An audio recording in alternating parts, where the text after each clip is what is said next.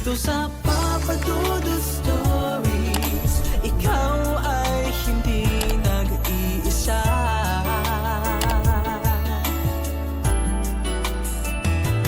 Dito sa Papa Dudu Stories, may nagmamahal sa'yo. Papa Dudu Stories, Papa Dudu Papa Dudu. Sa lahat po ng mga nakatutok ngayon, huwag pong kalimutan mag-like, mag-share at mag-subscribe. Maraming salamat po sa inyong lahat.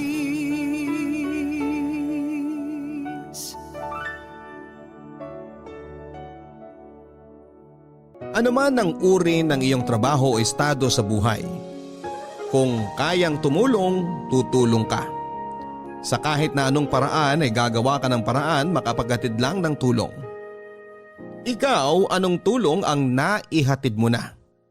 Dear Papa Dudut, walang sukatan ang tulong. Maliit man o malaki, ang tulong ay tulong. Magandang araw po sa inyong lahat, Papa Dudut. Ako nga pala si Arnel, 35 years old at isang proud sikyo. Tubong Cebu ako, pero dito na sa Maynila nakahanap ng trabaho. Napadpad ako dito hindi lang syempre para buhayin ang aking pamilyang umaasa sa akin. Napadpad ako dito para magpakalayo-layo sa ex-GF ko. Hiniwalayan niya ako dahil hindi ako ang gusto ng pamilya niya. Hindi raw kasi ako nakapagtapos ng pag-aaral at paniguradong asin lang ang kaya kong ibuhay sa kanilang anak.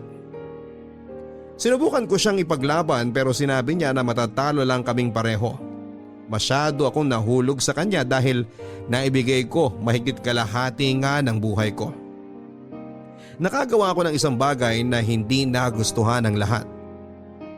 Nang sinubukan ko makipagkita sa kanya para sa closure ay iba ang plano ko talaga. Inaya ko siyang magkita kami sa bahay ng isang kakilala para makapag-usap. Pumayag naman ito. Ang hindi niya alam ay plano ko nung itaka siya sa tulong ng kakilala ko. Pinunta ko siya sa isang lugar na malayo sa amin at nagalit ito at ilang beses sa sinubukang makatakas. Sa huli ay natauhan ako. Mali ang ginawa ko kaya naman pinalaya ko ito.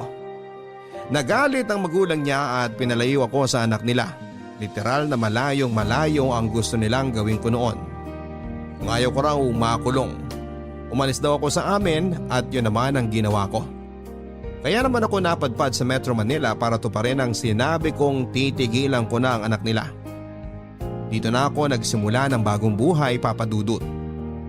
Hindi ako pinalad na magkaroon ng karelasyong muli pero pinalad ako na baguhin ang buhay ng ilang taong nakilala ko habang nagsisikyo ako. Tanghaling tapat noon at kagagaling ko lang sa karinderya. Malapit sa bangkong pinagtatrabahuan ko bilang sikyo.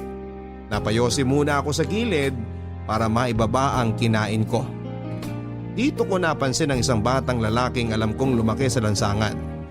May kulay ang buhok nito, nakasuot ng pulang sando at berdeng shorts. Alam mong ni minsan ay hindi napalitan ang suot niya dahil nanlilimahid na ito sa dumi. Nakaluhod ito sa harapan ng dingding. Nakatingin sa nakapaskil na tarpaulin ng milk tea. Pinagmamasdan ko ito at mukhang sinusubukan niyang basahin ang nakasulat. Nilapitan ko siya para makumpirma ang hinala ko at tama naman ako.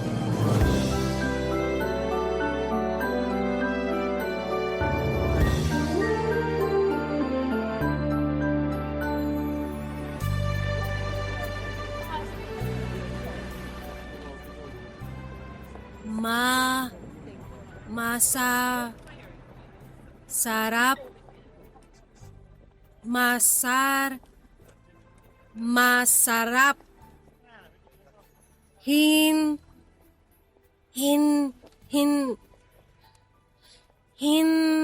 hindi tinipid sa gatas. Bibili ka ba niyang milk tea? Mukha po ba ako may pambili? Para tinatanong ka lang eh. Inaaral ko pong basahin to. Para saan? Eh, di ka naman bibili. Masama po bang matutong magbasa? Oh, sorry na. Tinatanong ka lang naman. Saan po ba? Saan po ba nakasulat yung milk tea na sinasabi niyo? Ito, yan. Milk tea. Milk tea. Eh bakit po may A sa dulo ng tea? Eh di dapat milk tea ah. Di ko rin alam sa totoo lang. Yan ang batas sa pagbasa ng salitang yan. Ano pong basa dito? Sugar yan. Ah, sugar. Less sugar. Para ka namang ahas na bibili ng milk tea. Eh dalawa po yung letter S eh. Sinundan ko lang naman. Less lang ang basa dyan. Kahit 2 S pa yan. Ah, ganun po ba? Oo.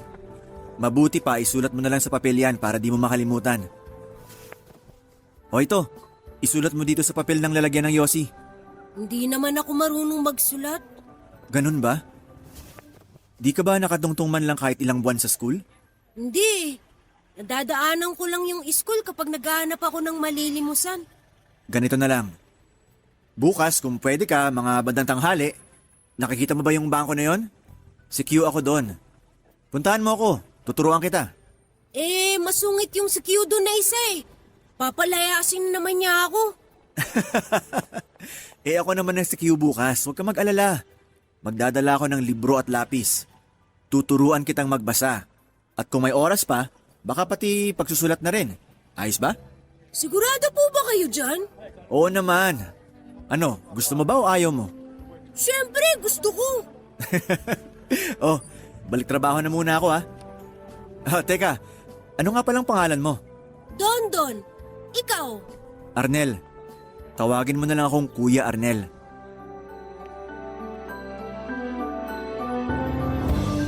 Ito ang unang pagkakakilala ko sa 10 taong gulang na batang si Dondon.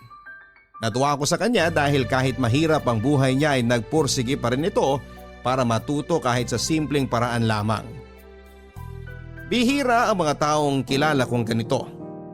Kaya naman sinabi ko sa sarili ko na hanggat kaya ko ay tutulungan ko siyang matuto. Hindi ako nakatapos ng pag-aaral, Papa Dudut, kaya siguro malapit ang loob ko noon sa mga katulad ko. Minata kasi ako ng ilang beses sa amin dahil wala akong nakuhang diploma sa kolehiyo. Kaya nga ako hiniwalayan ang karelasyon ko noon, hindi ba? Kaya naman pinangako ko sa sarili ko na kahit high school lang ang tinapos ko ay gagawin ko ang lahat para mapabuti ang buhay ko at ng pamilya ko. Nang nakauwi na ako sa bahay after ng shift ko sa work ay inuna kong hanapin ang mga tinago kong libro sa karton. Nakangiti ako habang binubuklat-buklat yon at sa wakas ay magagamit na rin siya. Kuya Arnel! Oh, kala ko di ka na darating eh. Tuturuan ko na lang sanang magbasa yung pusang galang nakita ko kanina eh. Pasensya ka na kuya. Napatagal ako sa pagkakalakal kanina. Oh, ito pala. Sampagita? Di naman ako altar para alayan mo niyan. Pangpabango yan ang kwarto mo. Ibenta mo na lang kaya yan. Sanay naman ako sa mabahong kwarto ko eh. Eh, binili ko nga to dun sa kakilala ko para may bayad ako sa'yo sa pagturo mo sa akin magbasa eh. Uy, di naman ako humihingi ng bayad. Di naman ako totoong teacher para bayaran. Eh, pa-thank you ko na lang, Kuya Arnel. Ikaw lang may gustong magturo sa akin eh. Di yan. Ayos lang. Ibenta mo na lang yan para makabili ka ng makakain mo mamaya. Kuya, di raw dapat tinatanggihan ng sampagita. Bakit naman daw? Mumultuhin daw kayo ni Sampa. Hihilain ang paa niyo sa gabi at itatanim kayo sa lupa para maging pataba sa puno ng sampagita. Sinong Sampa? Si Sampa, yung nasa alamat daw ng sampagita. Kung ano-anong nalalaman mo. O sige, akin na to. Pero sa susunod, hindi mo na kailangan bilhan ako ng kahit na ano. Masaya akong turuan ka. Basta magpakabait ka lang. Sige po. Maupo ka dyan. Pagpasensyahan mo na tong libro na ipapabasa ko sa'yo. May mga sulat na at pasiraan na rin. Nakita ko lang kasi to sa inuupahan ko eh. Ayos lang, kuya. Ang importante, matuto ako. Okay, game. Teka, ano bang pwedeng... ito. Ano sa tingin mo ang basa rito? Kuyu, z, ez, Kaya mo yan. kuyu, z, kuyu, kuyu, on, on, Konti na lang. kuyu, on. Oh, bakit ka umiiyak? Ayoko na po magbasa. Bakit naman? Kakasimula pa lang natin eh. Sige ka, magtatampo sa'yo si Sampa. Hihilahin ang... Hindi naman ako magaling eh. Paano ako matututo? Ayoko na po. Ang hirap. Hay, lahat naman ng magagaling nahirapan nung una. Dapat wag kang sumuko. Teka, mukhang mali ang unang salita na pinabasa ko sa'yo. Mahirap nga naman talaga to. Kasalanan ko. Hindi po. Akong may kasalanan kasi mapuro lang utak ko. Lapis nga na mapurol, nagiging matulis ulit eh. Basta matasahan lang na maayos. Ibahin natin ang salitang babasahin mo. Pero, bago nyo po baguhin, ano po bang basa dun sa salitang pinakita nyo? Kuyu is on? Quezon. Pwedeng lugar. Pwedeng dating presidente ng Pilipinas. Quezon. Quezon. Tama. O sige, hanap ako ng madali muna. Saka tayo pumunta sa mahirap kapag nahasa ka na. Ayos ba? Sige po.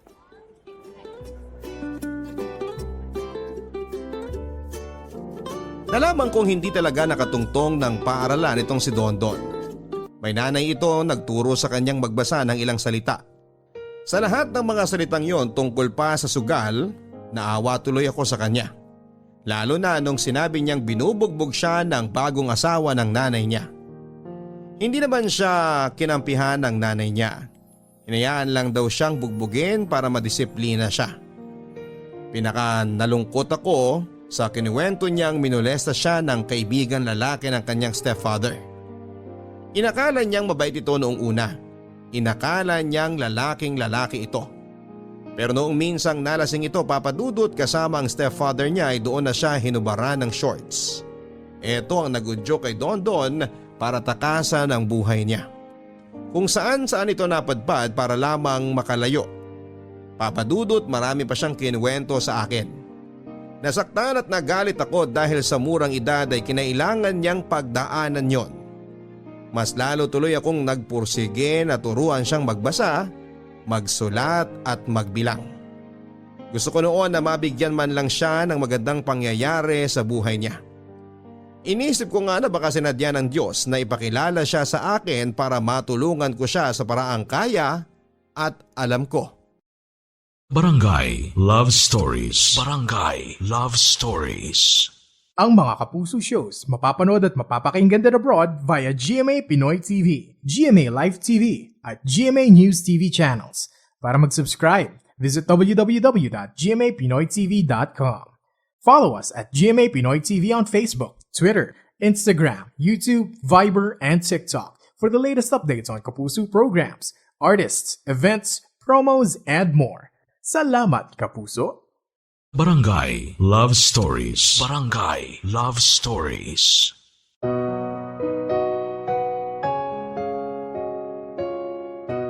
Unti-unting naturuan ko si Dondon kung paano magbasa, magbilang at magsulat.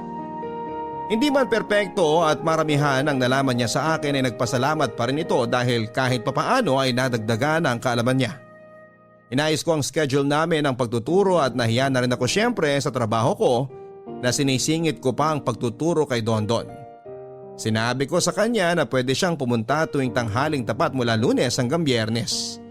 Hindi ko siya pinilit na araw-arawin ang pagpunta dahil alam ko namang nagkakalkal pa ito.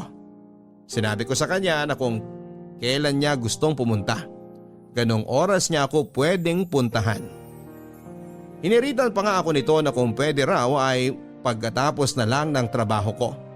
Naisip kong pwede rin naman kaya naman sinabi ko sa kanya na alas 7 ng gabi ipuntahan na niya ako para bago ko umuwi ay maturuan ko na siya. Nakita kong porsigido talaga siyang matuto. Hindi man niya aminin sa akin, alam kong may gusto itong mangyari sa buhay niyang yon. Masayahing bata itong si Dondon, kaya naman mas lalo akong naging ganadong turuan siya dahil alam kong gusto niya talaga ang ginagawa niya. Naalala ko sa kanya ang sarili ko. Noong bata rin kasi ako, Papa Dudut, ay sobrang tuwang-tuwa ako na pumasok sa school. Gusto ko kasing maging guro noon, pero hindi nga nabigyan ng katuparan yon dahil kapos kami sa pera. Bukod doon ay marami pang ibang dahilan para hindi ako makapag-aral sa kolehiyo. Ang pangarap kong maging teacher kay Dondon ko nagawa. Naging guro ako nito kahit wala kami sa classroom. Kahit na walang pisara o maayos na notebook dahil kay Dondon, kahit papaano ay nabigyan ng katuparan ang matagal ko nang hinihiling noon, ang makapagturo sa mga bata. Kuya Arnel, kung bahalang araw malaman ko ang totoo at buong pangalan ko, ituro mo yan sa akin kung paano isusulat ha. Oo naman. Sa ngayon, Dondon munang aralin mong isulat. Ay sulat ko naman na. Oo, pero parang palaging hinahampas ng bagyo yung sulat mo eh. Laging patagilid. Nanginginig nga ang kamay ko. Basta mag-practice ka mamaya bago ka matulog para gumanda. Ang sulat naman gumaganda yan habang tumatagal. Basta lagi ka lang nagsusulat. Sige kuya. Salamat nga pala dito sa lapis ha at papel. Titipirin ko to para di maubos. Huwag mo nang tipirin. May makukuha pa naman ako mga papel. Saka kung sakali, pwede naman kitang bilhan eh. Ay hindi na kuya. Sobra-sobra na nga tong tinutulong mo sa akin. Tapos gagastos ka pa. Napagtsatsagaan ko naman yung mga nagamit ng papel eh. Basta ako nang bahala. Magkano lang naman yun kung sakali. O sige na, pumunta ka na sa dapat mong puntahan. Uuwi na rin ako. Mag-iingat ka ha. Sige kuya. Ikaw rin. Ay kuya. Oh, Ay wag na. Nakakahiya pala. ngayon ka pa nahiya?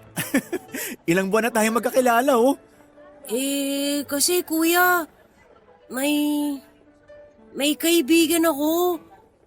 Nakwento ko kasi sa kanya na tinuturuan mo ko. Chinismis pa ako. Hindi naman kuya. Gusto niya lang ding matuto tulad ko.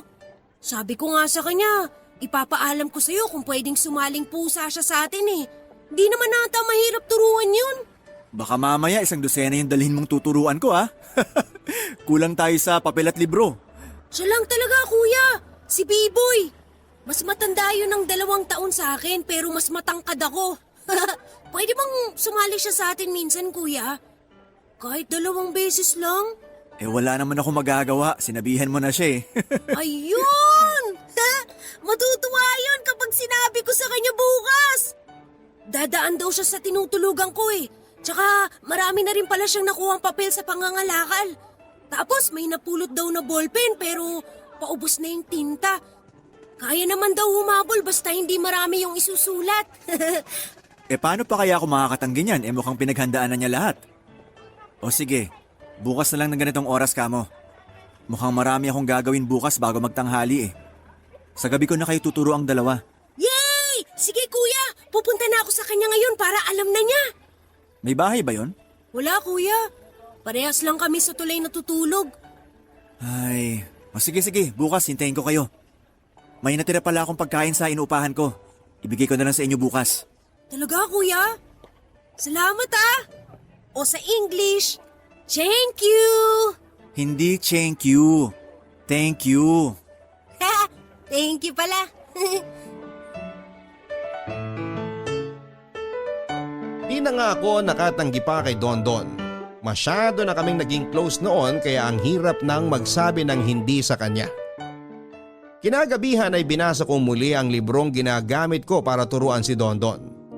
Kailangang aralin ko pa rin yon para makapagturo ako ng tama kay Dondon at sa kanyang kaibigang si B-Boy. Nagpuyat ako noon kakasulat ng mga dapat ituro sa kanila. Ganito kasi ang nakita kong ginagawa noong mga guro ko dati. Lesson plan daw ang tawag doon, yun ang sinabi sa akin. Kinarir ko talaga ang pagiging teacher. Naalala ko noong bata pa lamang ako, Papa Dudut, dahil nga pinapangarap ko maging teacher. Pinagpraktisan ko ang nakababata kong kapatid. Hindi pa ito nag-aaral noon, ako ang nagturo sa kanya after na mga klase ko sa school. Noong isang beses, nagpabili ako sa kanya ng tsock para magamit namin. Ako dapat ang bibili noon pero inutusan ako ni nanay na magpakain ng mga manok namin. Papadudot ang normal na hapon na yon na inakala kong magiging masaya at punong-puno ng kaalaman ay mapapalitan pala ng pagkuha ng buhay. Nasa gasaan ng isang van ang kapatid ko. Sinubukan pala nitong tumawid sa main road dahil naubusan doon sa suki namin ng tsock. Mula nga noon ay hindi na ako napatawad pa ni nanay. Inisip ko ring dahilan yon para hindi nila ako pagtapusin ng pag-aaral. Habang yung kuya ko, naigapang naman nila hanggang makatapos sa kolehiyo.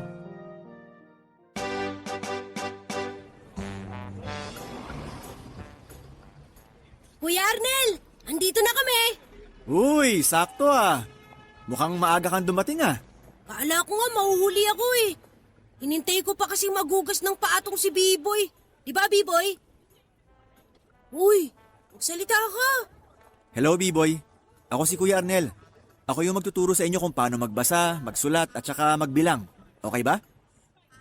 Uy, B-Boy! Kanina ang daldal mo. Ngayon para kang nakagat ng aso dyan. Magsalita ka, nakakahiya. Hayaan mo na, Don. Baka nahihiya. Ikaw naman. Ako nga hindi nahiya nung una kitang nakilala, kuya eh. Sa makapal na yung mukha mo nun eh. Uy, grabe ka naman, kuya. Biro lang. Ikaw naman. Oh, B-Boy. B-Boy, kinakausap ka ni Kuya Arnel. Sagot ka kahit meow.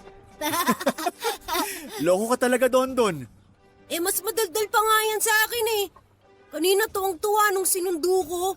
Marami raw siyang ipapaturo sa'yo lalo sa pagbibilang para daw hindi siya naloloko. Aray! Bakit mo ako sinuntok sa braso? Ikaw kasi ang sutil mo sa kanya. Oh, B-Boy, kung handa ka na magsalita at makisali sa amin ni Don, magsalita ka lang ha. Hayaan mo, kung pagbibilang, marami akong ituturo sa'yo para di ka na nga lokohin. Bahala ka dyan, B-Boy. Basta ako, gusto ko nang mag-aral ngayon. Tara dito para makaupo tayo ng maayos. Sama ka na rin, B-Boy. Nilinya ko na pala tong mga ituturo ko, Don. Konti lang to. Bumawi na lang tayo bukas na tanghali kung pwede ka o kung pwede kayo. Sige, kuya. Sunduin ko na lang din tong si B-Boy kung gusto pa niyang matuto. Di ba, B-Boy? Bahala ko nga dyan. Huwag mo na pilitin, Don. Nahihiya nga eh. Mas lalong di magsasalita yan kapag ganyan ginagawa mo. O sige, mukhang ikaw muna talaga, Don. Sundan mo lang muna ako dito sa dalawang salita na to. Ref, refrigerator. Refrigerator. Refrigerator. Huwag mo kasing bilisan ng pagbasa. Oh, isa pa para makausad na tayo sa pangalawa. Ref, Ref. re, J. rator. Rator. Refrigerator. Refrigerator. Isa pa nga at...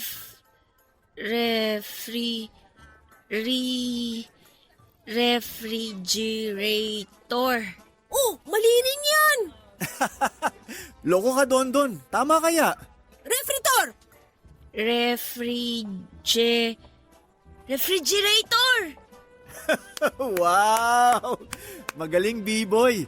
Dahil dyan, bibigyan kita ng 2 candy. Uy, Kuya Arnel, paano naman ako? Banggitin mo ng tama yung refrigerator para bigyan kita. Ay, teka. Masakit pala ang ngipin ko.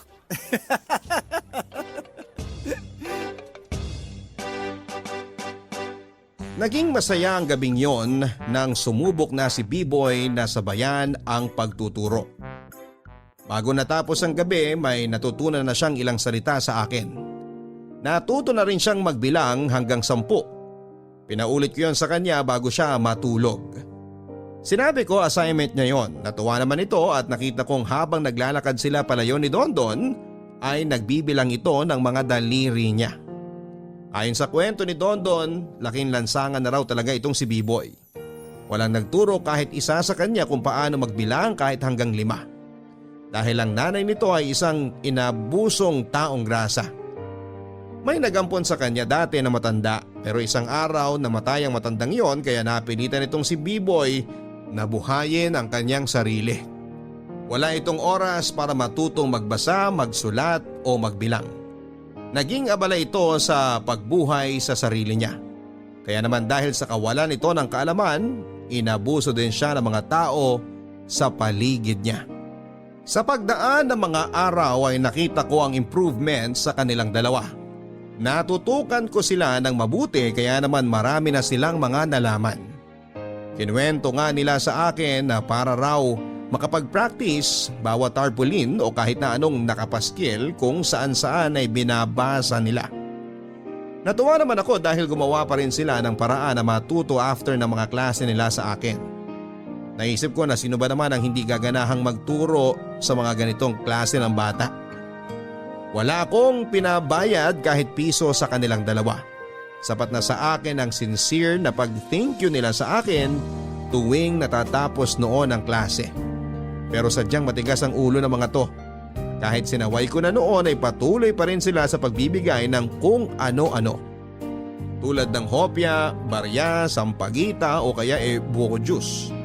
Sinabi nga ni Dondon na nakakaramdam naman daw sila ng hiya. Siyempre nagagamit ko raw ang oras ko noon para turuan sila.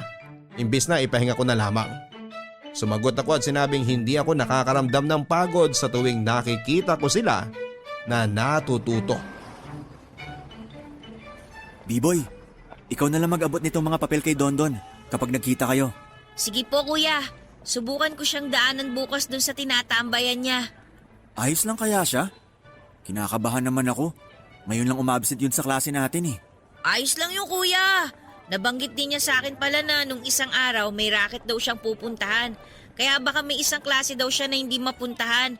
Baka ito na nga yung nangyari. Sana nga ganun. O paano yan? Magandang umuwi na tayo bago mawala ng maraming tao dito sa labas. Para safe kang bumalik ng tulay. Naku kuya, sanay na ako maglakad kahit walang katao-tao. Mabuti pa rin yung nag-iingat. Kahit naman siguro harangin ako dyan, wala naman sila makukuha sa akin Sa tsura kong to. Nanakawan pa ba nila ako? Baka ako pa magnakaw sa kanila. Uy, alam kong biro lang yan pero baka mahipan ka't magkatotoo. Kahit anong mangyari, wag na wag kang magnanakaw. Mali yun. Oo naman po kuya. Kung gusto kong magnakaw, di dati pa sana. Ang dami kayo nagtatawag sa akin sa tulay para samahan ko sila. Lumayo ka sa mga taong yan. Hindi sila magandang impluensya sa'yo. Lalasunin lang nila ang utak mo. At saka pag nagkagipitan, baka ikaw pang unang ilaglag nila.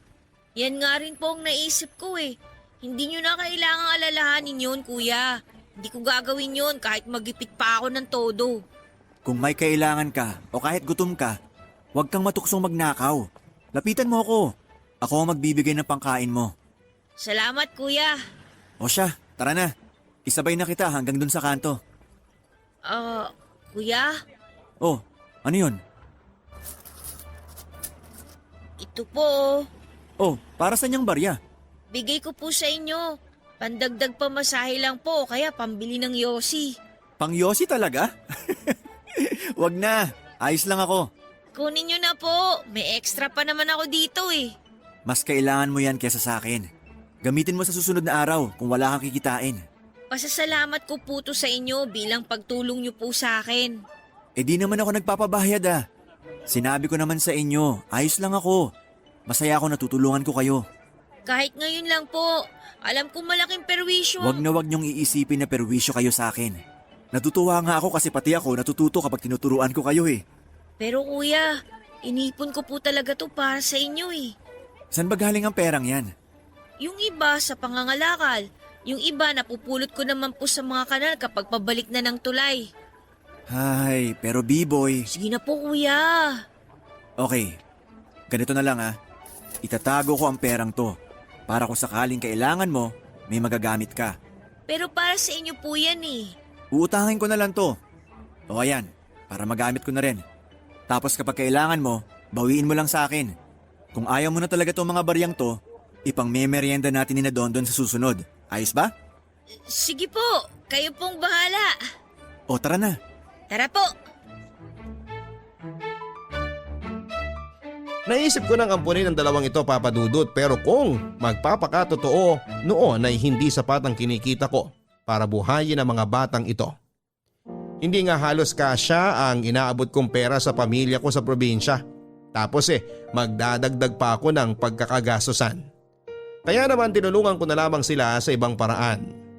Tinuruan ko sila at ginabayan. Naging kaibigan din nila ako na nagpaparamdam sa kanila na maganda pa rin ang mundo. Tuwing wala naman akong ganap sa trabaho dati ay inaaya ko silang kumain sa karinderya. Pinagpakulo ko rin sila ng tubig na iinumin at nilalagay ko noon sa jug para may malinis silang tubig sa tinutuluyan nilang tulay. Kung may mga pagkain noon na ibinibigay sa akin sa trabaho, sila rin ang nakikinabang. Ito ang mga naging simpleng tulong ko sa kanila. Naisip ko na sana maging sapat yun.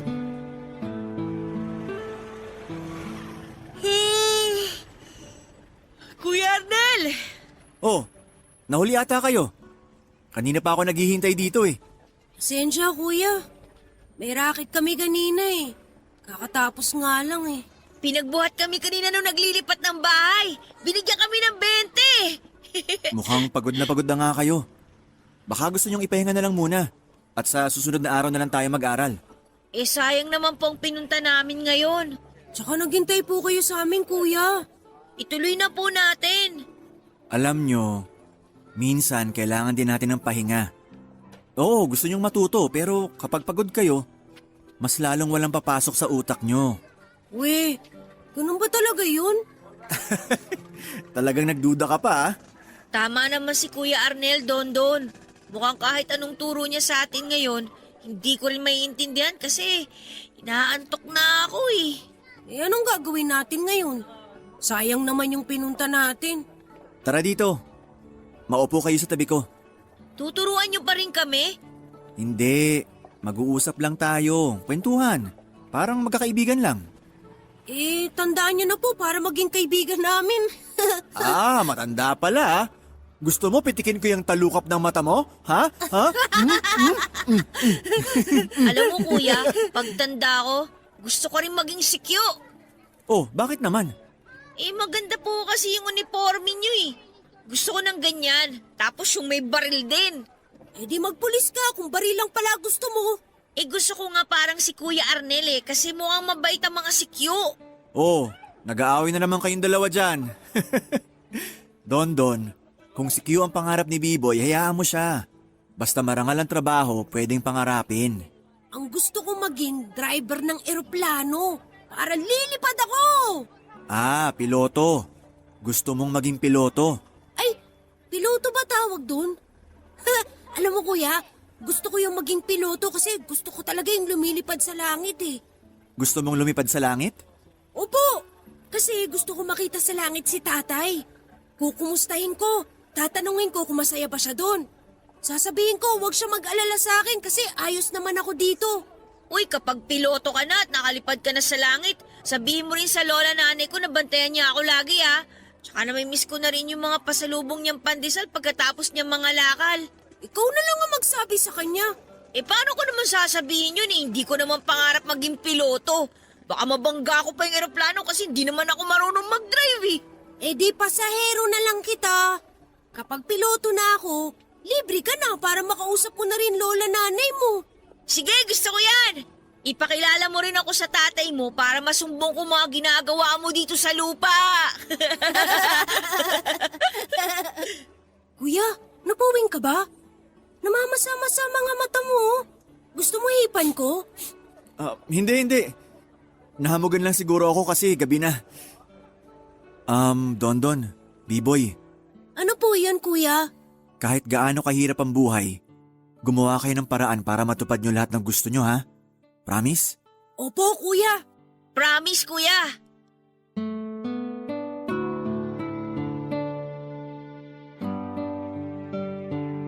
Noong narinig ko nga ang mga inosente at munting pangarap ng dalawang batang ito ay nagpursige akong matulungan sila. Naisip ko na hindi ko man sila mapag-aral pero sa tingin ko, kung lalapit ako sa ibang tao o ahensya ay matutulungan sila. Hindi ko sinabi sa kanila ang plano kong humingi ng tulong sa ibang tao. Gusto kong maging sorpresa yon sa kanila noon. Ilang day off ang ginugol ko sa paghahanap ng pwedeng makatulong pero nabigo ako. Papadudod, sobrang nasaktan ang puso ko sa ilang beses na pagtanggi sa akin. Yung iba iniisip na scam lang daw ang ginagawa kong yon. Hindi naman daw sa mga bata mapupunta ang pera kundi sa akin. Yon ang naging paratang ng iba. Yung iba naman sadyang wala raw maitutulong dahil kapag nagsimula na raw silang magbigay, magsusunod-sunod na raw yung ibang batang lansangan na hihingi rin ng parehas na tulong. Sinukuan ko na ang pangarap kong makatungtong pa sila sa school. Nagpursige na lamang akong bumili ng ibang gamit sa school at mga lumang libro para mas marami pa silang matutunan sa akin, Papa Dudut. Ako na lang ang tumulong sa kanila at sana balang araw ay naisip ko na makatulong yon sa mga pangarap nila. Barangay Love Stories. Barangay Love Stories. Ang mga Kapuso shows mapapanood at mapapakinggan din abroad via GMA Pinoy TV, GMA Live TV at GMA News TV channels. Para mag-subscribe, visit www.gmapinoytv.com. Follow us also at GMA Pinoy TV on Facebook, Twitter, Instagram, YouTube, Viber, and TikTok for the latest updates on Kapuso programs, artists, events, promos, and more. Salamat, Kapuso! Barangay Love Stories. Barangay Love Stories.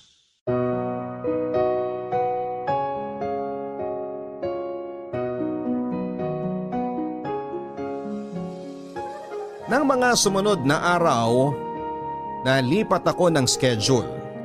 Naging paiba-iba ang oras ko sa trabaho dahil may mga bagong pasok na sikyong katulad ko. Kaya naman nabawasan ang oras ko na maturuan ang dalawang bata. Bukod pa dyan, may mga naging racket na rin sina B-Boy at Dondon. Nagkasalisihan ang schedule namin. Ayoko namang pilitin silang pumasok sa klase ko kung usapang pagkakakitaan na nila ang nakalatag. Minsan bumabalik ako sa trabaho para kunin ang mga naiwang kong libro. Saglitan lang ang bala ko noon kasi kinakailangan kong makapagpahinga ng 4 na oras bago ang susunod na duty ko. Nasa malayo pa lang ako, natanaw ko na si Dondon at ang kasamahan kong sikyo na si Joel. Mukhang nagkakainitan sila noon kaya naman minadali ko ang paglakad papunta sa kanila para malaman. Bakit po masama ang ugali ninyo? Kanina pa kita pinapalis dyan pero ang tigas ng ulo mo eh. Nakapulong naman po ako dito Wala naman po akong ginagawang masama. Kahit na. Bawal tumambay dyan. Pag nakita ka ng boss ko, ako naman ang pagagalitan, hindi naman ikaw eh. Sige na, umalis ka na. Hindi naman po ako nang gugulo sa mga dumadaan papasok sa bangko nyo eh. Doon nga lang ako sa gilid. Ang late-late ko para makasagabal. Sumasagot ka pa, kutusan kita eh. Pag sinabing hindi pwede, hindi pwede. Bastos kang batang hamog ka. Palibhasa wala kang pinag-aralan eh. Doon ka, doon. Aray! Aray ang arte mo. Doon ka. Joel! Huwag mong saktan yung bata! Kuya Arnel! Ayan, kanina ka pa hinahanap ng batang hamog na yan. Napakabaho mo. Hinawakan lang kita ang panghina ng kamay ko. Arnel, paalisin mo na nga yan. Buisit. Kawang mabaho. Amoy sigarilyong nahamugan. Aba, sumasagot ka talaga? Sapakin ko yung mukha mo eh. Joel, tama na! Pagsabihan mo yung bastos na bata na yan ha. Namumuro na sa akin yan. Oo, ako na bahala sa kanya. Kuya, tinapon niyo po yung mga librong ginagamit natin. Nakita ko po. Pards, tinapon mo? Oo. Pakalat-kalat dito sa mesa eh. Wala naman yan sa ibabaw ng lamesa. Nasa ilalim yun. Masinop ko namang nilagay dyan kahapon bago ko umuwi. Nakakasagabal nga dito. Imbis na mapaglagyan ng ibang gamit natin, nakakadagdag pa ng kalat. Sana man lang hinintay mo na dumating ako para naiuwi ko na lang kesa tinapon mo. At ako pa ang mali ngayon? Parte ba ng trabaho mo bilang CQ yung mga libro na yon? Hindi, pero... Walang pero, Pards. Alam mo ang trabaho mo. Huwag mong isinisingit yung part-time job mo sa oras ng duty mo. Di naman part-time job yung pagtuturo ko sa mga bata. Wala akong pinapabahid sa kanila. Ginagawa ko lang naman yun para makatulong sa kanila. Di gawin mo sa ibang lugar. Huwag dito. Sinasayang mo ang oras ng trabaho, Pards, sa katutulong sa mga batang hamog na yan. Hindi naman matututo yung mga yan eh. Pulpul yung mga yan. Di sayang, Pards. Kahit papano, natututo naman sila. Eh kahit matutong magbasa o magsulat ang mga yan, sa tingin mo may pupuntahan pa ang buhay nila? Tayo nga eh, na medyo nakakaangat sa kanila, baka wala nang iasenso sa buhay. Sila pa kaya? Huwag mo naman silang maliitin. May mga pangarap din ang mga yan. Bata pa sila. Marami pang pwedeng mangyari. Grabe, naniniwala ka ron? Sus, magising-gising ka na, Arnel. Sa pelikula lang nangyayari yan. Walang happy ending sa mga batang lansangan. Tandaan mo yan. Sobra ka naman, Pards. Ikaw ang sobra. Parang ninanakawan mo ng oras ang nagpapasahod sa'yo dahil sa pagtuturo mo sa mga batang yan. Eh wala ka rin naman pakinabang sa kanila eh. Hindi naman sa... Sige, sumagot ka pa. Isa na lang, Pards. Isusumbong na kita talaga kay boss. Tingnan natin kung may trabaho ka pang aabutan sa susunod kapag pinilit mo yang maling gusto mo.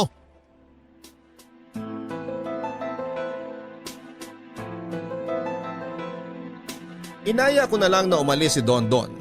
Nalungkot akong hindi na ipaglaban ang gusto kong mangyari. Mas malaki ang laban noon ni Joel. Totoong ginamit ko lang ang ilang oras ko sa trabaho para maturuan ang mga bata. Oo, wala namang nangyaring masama sa bangkong binabantayan ko pero hindi pwedeng ipagkailan na mali pa rin ang ginawa ko. Kinausap ko ang dalawang bata at sinabing sa ibang lugar ko na lang sila tuturuan. In-explain ko sa kanila na hindi po pwede yung ginagawa namin dati. Naunawaan naman nila at kahit papaano, nakaramdam sila ng hiya dahil sa mga nangyari. Sinabi kong pupuntahan ko na lang sila sa tulay after ng trabaho ko para mas safe sa aming tatlo. Sinabi ko rin na mababawasan ang oras ng pagtuturo ko dahil kailangan kong humabol ng pahinga sa trabaho.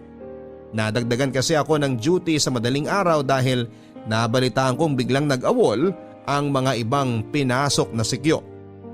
Napagod ako sa unang linggo na ginawa ko yon, Papa Dudut. Yung pagod ko pa lang noon na pumunta malapit kina Dondon at B-Boy ay sobra na yon. Dagdag pa niyan, pagod na rin ako kakaisip sa pamilya ko. Nagkasakit ang tatay ko kaya kinakailangan ko noon na magpadala ng dobleng halaga sa dating pinapadala ko. Kaya naman naghanap din ako ng ibang pwedeng racket para matustusan ang nabutas kong budget. Gusto na noong bumigay ng katawan ko pero habang iniisip ko mga taong umaasa sa akin, kinakailangan ko kaagad na bumangon. Kuya, pandesal oh. Malinis yan ah. Di ko pinulot yan. Ayos lang. Sa'yo na lang. Almasal mo bukas para may lakas kang mga lakal. Uy, B-Boy, hati tayo. Para bukas ko pa to. Kakakain mo nga lang kanina ng pandiregle eh. Ang damot nito. Sana sa susunod na buhay mo, maging panderegla ka. Sana maging pandiregla ka. Mawat na yan. Ituloy na lang natin to bukas. Kailangan ko nang umuwi. Pero maaga pa po ah. Gusto ko rin kasi magpahinga. Pero wala naman po kayong pasok bukas, di ba? Dito po muna kayo. Matagal-tagal ka naming di nakausap eh. Oo nga po kuya, kahit kwentuhan lang po ulit. Kahit po wag niyo muna kaming turuan. Balitaan mo kami kung ano nangyari sa inyo nung nakaraan. Oo nga kuya, oo nga. Kayong dalawa na lang magkwentuhan. Uwi na ako. Dondon, B-Boy, may gusto sana akong sabihin sa inyo eh. Ano po yun kuya? Mukhang di na ako makakapagturo sa inyo. Hala kuya, bakit po? Aalis na po ba kayo? Ayaw niyo na po ba sa amin? Parehong hindi. Ay, napapagod na kasi ako. Di na kaya ng oras ko. Nakahanap na rin ako ng isa pang trabaho para may pangdagdag na pera para sa pamilya ko. Paano naman po kami kuya? Sabi niyo, hindi kayo mapapagod na turuan kami. Akala ko rin eh. Di hindi nyo na po tutuparin yung pangako ninyo na tuturuan nyo kami lagi? Eh bakit parang ako pa yung may kasalanan dito? Kasalanan ba talagang mapagod? Hindi naman po pero umasa kasi kami. Di nyo kasi alam ang pakiramdam ko ngayon. Sa totoo lang, pagod na ako. Hindi ko alam kung bakit buhay pa ang katawan ko eh. Dagan na ako sa mga problema. Sana man lang maintindihan nyo yun. Naintindihan po namin kuya. Tara na B-Boy. O bakit kailangan mo akong irapan, Dondon? Ako pa mali ngayon? Parang utang na loob kong turuan kayo ah. Eh wala nga ako nakukuha sa inyo kahit piso eh. Kuya, huwag ka na po magalit. Ayos lang naman kami ni Dondon. Ikaw lang. Hindi ako. Hindi ako ayos kasi nangako ka sa amin na tuturuan mo kami lagi. Ikaw nga nagsabi na kapag may pangako, tuparin. Tapos ngayon, di mo namang gagawin. Para saan pa ang tinuro mo kung papaliin mo rin? Dondon, ano ba? Tinuruan ba kitang sumagot-sagot ng ganyan sa nakakatanda sa'yo? Di ba sabi ko sa'yo na masama yan? Pero parang di ka pa rin natuto. Kuya, wag na po kayo magalit kay Dondon. Alis na po kami. Mabuti ba nga umalis na kayo? Dagdag sakit kayo ng ulo ko eh. Sorry po, kuya. Tara na, Dondon. Katulad ka rin nila. Pinaasa mo rin kami. Pinaasa mong may pupuntahan pa ang buhay namin kasi tutulungan mo kami. Pero hindi naman pala. Sinungaling! Dondon, tama na yan. Tara, B-boy! Di na natin kailangan ng tulong niya. Sandali lang, Dondon ha. May naiwan ako eh. Diyan ka lang. Oh, bakit ka pa bumalik? Di ba sinabi kong... Kuya, gusto ko lang magpasalamat sa lahat ng tinulong niyo sa amin. Dahil sa inyo, hindi na ako naloloko ng mga pinagbebentahan ko ng kalakal kasi marunong na akong magbilang. Salamat kuya. Kasi kahit si Dondon, hindi na inaasar na bobo kasi tinuruan mo na siyang magbasa tsaka magsulat. Salamat talaga kuya.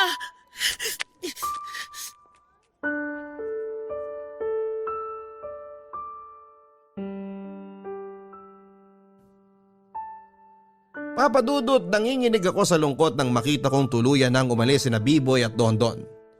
Nagkamali akong sinabihan sila ng mga salitang yon pero nadala na rin kasi ako ng sobrang pagod. Inisip kong bawiin lahat ng mga sinabi ko pero pinigilan ako ng pride ko. Lalo na noong pinamukha sa akin ni Dondon na hindi ako marunong tumupad sa mga pangako. Totoo naman ang sinabi niya. Pero sana maintindihan niya na hindi lahat ng pangako ay natutupad dahil sa maraming rason. Hindi ko na ipaliwanag sa kanila ng husto ang kalagayan ng buhay ko. Kaya siguro hindi nila basta-bastang natanggap ang sinabi ko noong nagpaalam ako bilang guro sa kanila. Papa Dudut, lumipas sa mga araw at hindi ko na muling nakita sina B-boy at Dondon. Inisip kong baka magpakita silang muli. Inisip kong baka nagtampo lang sila. Sinubukan kong puntahan sila sa tulay para mag-sorry. Naisip ko na kahit na hindi naman nila ako maging guro ay pwede pa rin naman nila akong gawing kaibigan o nakakatandang kapatid. Hindi ko na sila nakita sa tulay. Ilang araw ako nagpabalik-balik doon pero hindi ko sila naaabutan. Sa paglipas pa ng ilang buwan, naibalik ko na ang dating buhay ko. Gumaling na si tatay at hindi ko na kailangang bugbugin noon ang sarili ko sa dalawang trabaho. Nakapagpahinga na ako ng maayos at binala ko na ring hanapin sina B-boy at Dondon para ituloy ang pagiging teacher ko sa kanila. Pinadala ko sa kapatid ko ang mga lumang libro ng anak niya. Natuwa ako kasi alam kong magugustuhan nila yon. Sa pagbabalik ko noon sa tulay, ganun pa rin ang nangyari. Hindi ko pa rin sila nakita. Ilang beses akong nagpabalik-balik dati, makita lamang sila pero wala na talaga. Nagpunta na rin ako sa ibang lugar na madalas nilang pinupuntahan para mangalakal pero wala rin. May mga sinabi sa akin na baka kasama silang dalawa na nakuha ng mga sindikato. Yun daw nangunguha ng mga bata tapos ay ikakalat sa ibang parte ng Pinas para mamalimos. Dinadasal ko na sana ay hindi at dinadasal kong sana ay nagtampo lang talaga sila at piniling taguan ako. Dinasal kong ayos lang sila at hindi pinagkakakitaan ng iba. Papa Dudut, sobrang sama ng loob ko at punong-puno ako ng pagsisisi sa puso ko dahil hindi pa naging maayos ang huling pagkikita namin. Hindi pa pandemic noong huli ko silang nakita. Mas lalo tuloy akong nag-alala ngayong pandemya kung nasaan na sila. Gabi-gabi hindi man nila alam pero lagi silang laman ng aking dasal sa Panginoon. Hindi man maibigay sa kanila ang pangarap nilang maging piloto at sikyo. Pero sana maibigay sa kanila ang proteksyon na kailangan nila habang naglalakbay sila sa buhay na meron sila. Maraming salamat po Papa Dudut sa pagbasa ng aking liham. Ang inyong kabarangay forever, Arnel. Walang sukatan ang tulong. Maliit man o malaki, ang tulong ay tulong. Sana mamuhay tayo sa mundo kahit na konti lang ang iyong inabot, tatanawin pa rin itong magandang biyaya. Sana mawala na ang ginawang konsepto ng ibang tao na may sukatan ng tulong.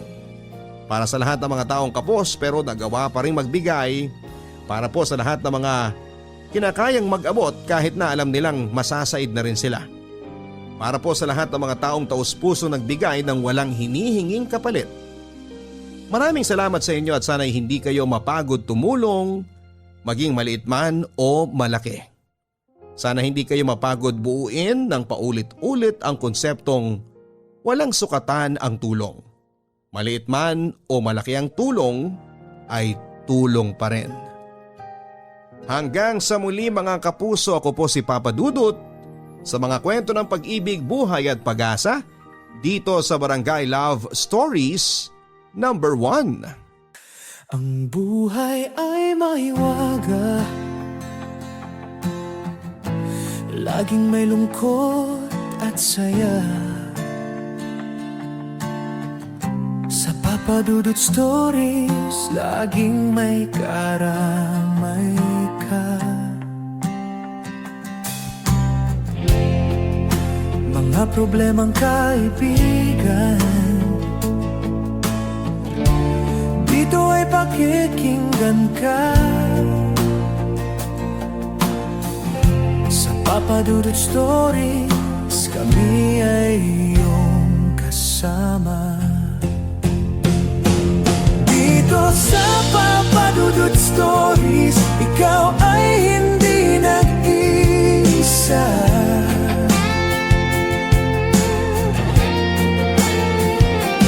Dito sa Papa Dudut Stories, may nagmamahal sa'yo.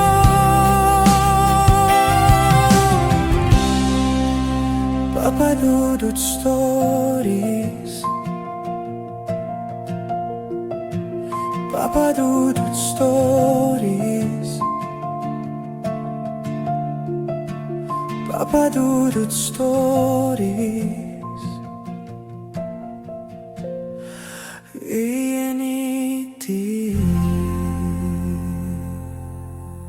Dito sa Papa Dudut Stories, ikaw ay hindi nag-iisa.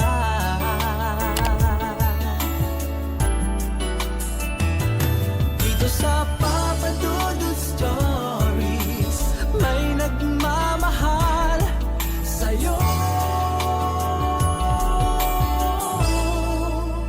Papa Dudut Stories,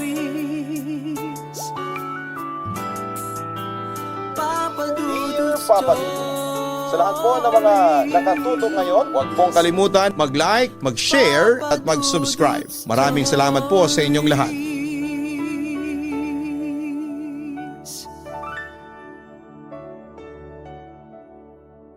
Para sa ating mga Pilipino, importante ang basbas ng mga nakakatanda lalo na kung tayo ay lalagay na sa tahimik. Isa itong kaugalian ng paggalang at pagrespeto sa kanila na bahagi ng may biyaya at pagpapala ng isang pamilya. Ikaw kapuso, kabarangay, gaano kahalaga sa iyo na tanggap ka ng mga magulang ng taong mahal mo?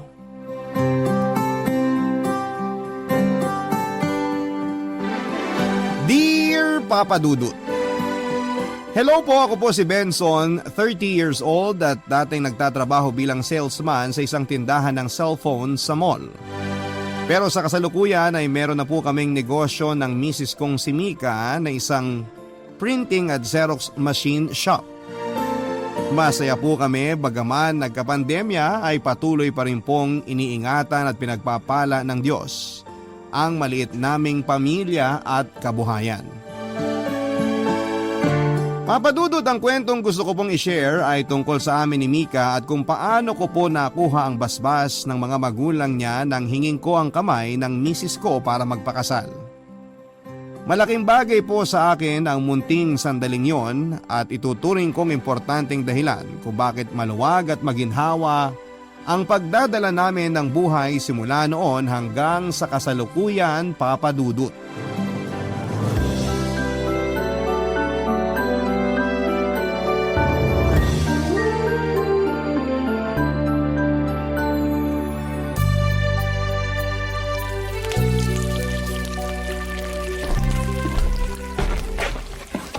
Wow, ang bango naman yan, sweetheart. Teka, tama ba ang hula ko? Daing na bangus ba yung piniprito mo? Di ba sabi mo gusto mo ng pritong isda para sa lunch mo? Tinutupad ko lang naman yung kahilingan ng sweetheart ko. Yun! Naks naman! Lakas ko talaga sa'yo. Pakis nga! Huy, ano ba? Nakita mo nagluluto ako baka mamaya masunog pa to. Nako, isa lang naman eh. O siya, magsando ka na ng kanin.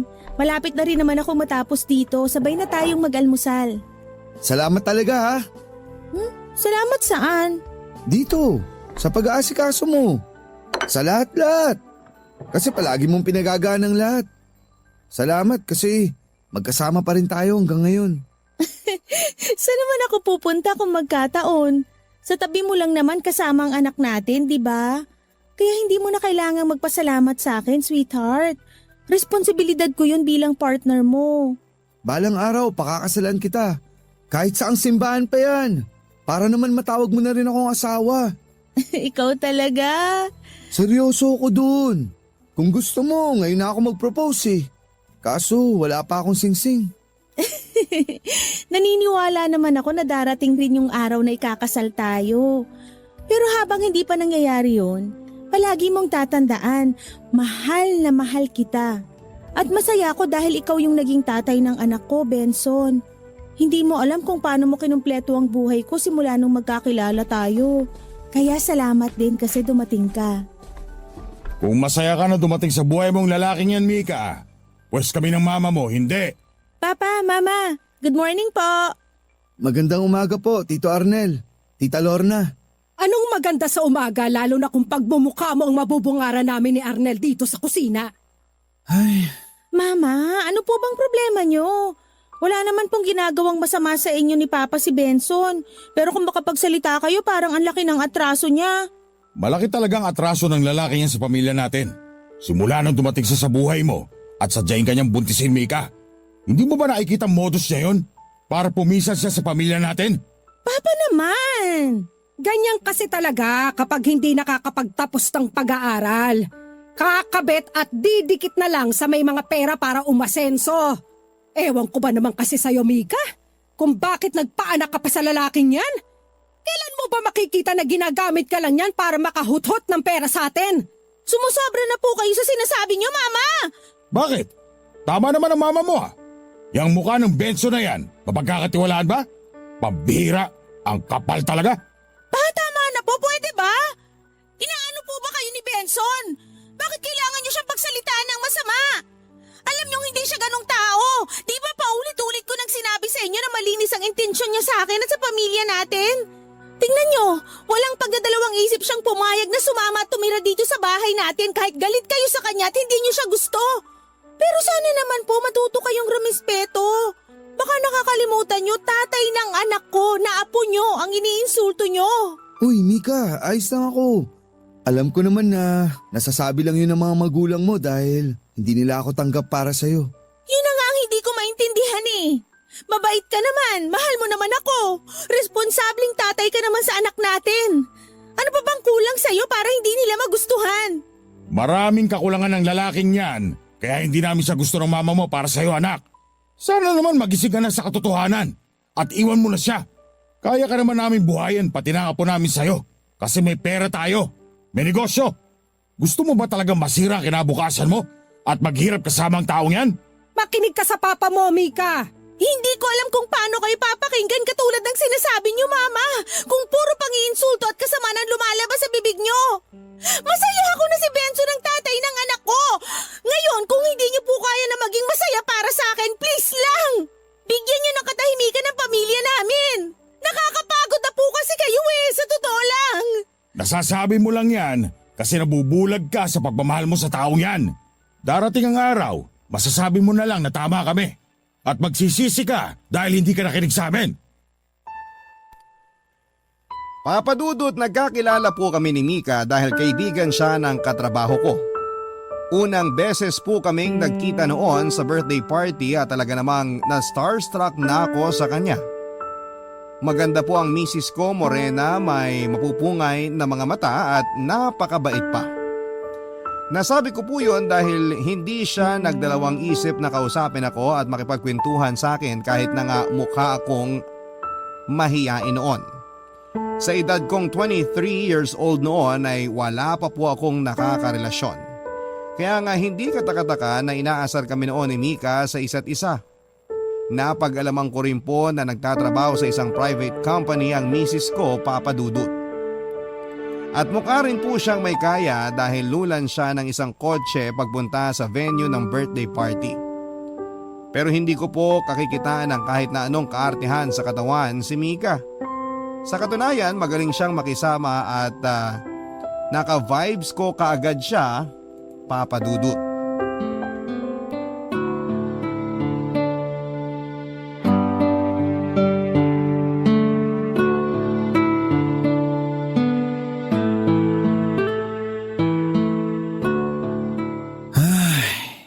Oh, ang lalim nun ah. May problema ba, sweetheart? Kanina parang ayos ka naman pagdating mo. Nakipaglaro ka pa nga sa anak natin. Ano kasi, bigla ako naalala nung nagturo ng laro ang kotse yung anak natin na nakita niya sa TV. Kaso, di ko naman mabili dahil wala na akong extra budget. Ang lungkot lang sa parte ko kasi hindi ko mabigay yung gusto niya. Tsaka pasensya ka na nga pala dahil sakto lang yung binigay kong sahod sa'yo. Sigurado kakapusin na naman tayo. Pero babawi na lang ako sa susunod. Ano ka ba naman? Wala yun. Sigurado ko na naiintindihan naman ng anak natin ang sitwasyon. Kahit bata pa siya, nagmana siya sa'yo. Maunawain at mabait. Tungkol naman dun sa sahod mo ngayon, naiintindihan ko dahil kanina mo pa sinasabi na nawalan kayo ng pasok dahil nga nag-holiday.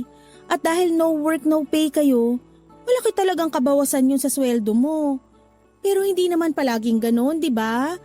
Hayaan mo, sweetheart, kapag malaki-laki na ang anak natin, pwede na uli akong bumalik sa pagtatrabaho. Kung ako ang tatanungin, gusto ko nasa bahay ka lang dahil hanggat maaari, lalaki dapat ang bumubuhay sa pamilya niya. Wala namang kaso sa akin ang tulungan kang magtrabaho. Saka mas mabilis tayong makakaipon kapag tayong dalawang kumakayod. Isa pa, malaki na rin ang sakripisyo mo simula nang tumigil ako sa paghahanap buhay. Para kasing sinulo mo na ang mga responsibilidad sa pamilya natin na dapat ipinagtutulungan natin. Hayaan mo, magsisikap ako lalo para naman makaipon at makapagsimula tayo ng negosyo natin.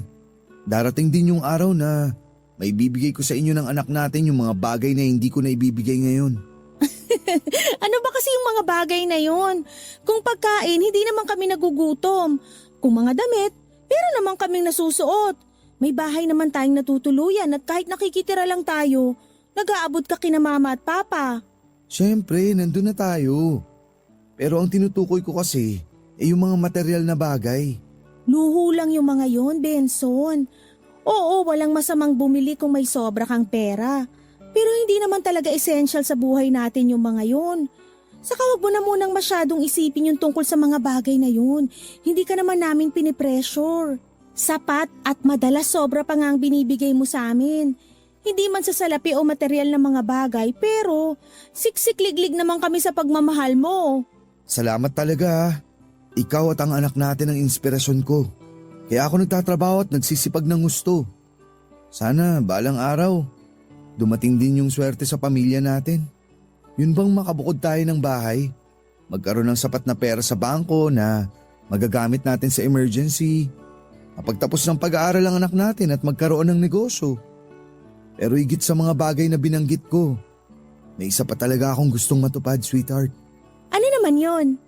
Ang matanggap na rin ako ng mga magulang mo.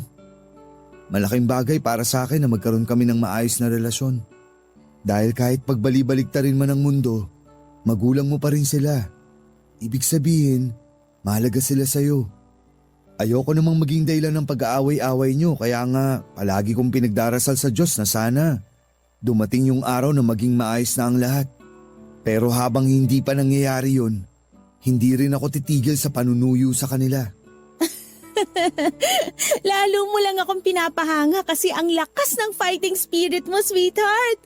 Naku, baka kung ibang lalaki yan, mapikon na at mainis sa mga magulang ko. Lalo na kay Papa. Hay, pasensya ka na sa mga masasakit nilang sinasabi sa'yo ha. Alam ko kahit na hindi ka umiimik, nasasaktan ka rin.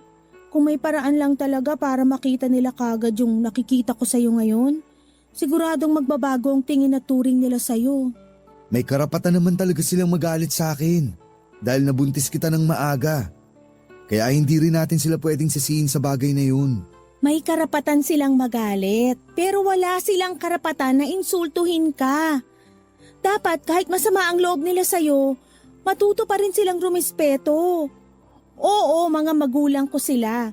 Pero minsan hindi ko na mapigilang mapikon sa mga pinagsasasabi nila, lalo na kung hindi talaga magaganda. Sana lang dumating na yung araw na maging okay na ang lahat dahil hindi mo deserve na ituring ng ganun. Mabuting tao ka. Oo, hindi ka pinanganak sa pamilyang may kaya pero masipag ka naman. Hindi sumusuko, responsable at punong-puno ng pag-asa. Kaya naniniwala ako na walang katotohanan na masisira ang future ko dahil sa'yo. Ang totoo niyan, ikaw ang dahilan kung bakit may direksyon at saysay ang buhay ko. Ay, mahal na mahal kita, Mika. At mahal na mahal din kita, Benson. Papa Dudut, hindi sa birthday party na yon ang naging huling beses na nakita ko si Mika dahil bago kami tuluyang naghiwalay ay nagkapalitan pa kami ng numero. Simula noon ay naging magka-text na po kami at doon ko po siya lalong nakilala. May kaya nga po ang pamilya ng misis ko, merong negosyo ang magulang niya na may kinalaman sa mga sasakyan na pinapatakbo ng daddy niya. Papa Dudut, ibang-iba sa buhay na meron kami ng mga magulang ko ng panahon na yon. Sa kabila ng lahat ay walang kaso kay Mika kung wala kaming malaking bahay o mga sasakyan. Dahil nang maglakas loob akong magtapat ng feelings sa kanya, ay buong puso niya po yung tinanggap. Natatandaan ko pa nga kung paanong abot langit ang kaba ko sa magiging reaksyon ni Mika pero gano'n na lamang ang pagpapasalamat ko sa may kapal dahil hindi naging hadlang ang estado ng buhay namin para maging kami. Kaya lang aaminin ko na dahil sa kapusukan naming pareho ay nabuntis ko nga po si Mika pagkalipas lang ng 3 buwan ng aming relasyon, Papa Dudut. Ang mga kwento ng pag-ibig, kwento ng buhay, at kwento ng pag-asa. Nasa Spotify na! Barangay Love Stories. Pakinggan kahit kailan, kahit saan. Barangay Love Stories. Sa Spotify. Kinig na, kabarangay! 22 years old pa lamang po noon si Mika nang ipagbuntis at isilang niya ang panganay namin. Nang mga panahon na yon ay kilala na rin po ako ng parents niya at aminado ako na hindi naging maganda ang pagtanggap nila sa aming relasyon. Nang unang beses nga akong dalhin at ipakilala sa kanila ng misis ko ay prinangka na po ako kaagad ng daddy niya. Ininsulto at pinaliit din po ako nito, ang trabaho ko at ang estado ng buhay namin ng mga magulang ko. Aaminin ko na nanliit po talaga ako at nasaktan pero ipinagtanggol po ako sa kanila ni Mika, Papa Dudut. Nang mabuntis ko naman po ang anak nila, kulang na lang ay isumpa nila ako dahil sinira ko raw ang buhay ni Mika. Maging ang mga magulang ko ay nagalit sa akin noon at sangkatutak na sermon ang inabot ko sa kanila. Pero sa huli, tinanggap pa rin po nila ang sitwasyon at pinangaralan akong huwag tatalikuran ang mag-ina ko. Siyempre, Papa Dudut, hindi po ako masamang tao. Hindi po ako masamang tatay para iwan sa ere ang magiging anak ko. At sobra ko pong mahal si Mika para talikuran ang responsibilidad ko sa kanya.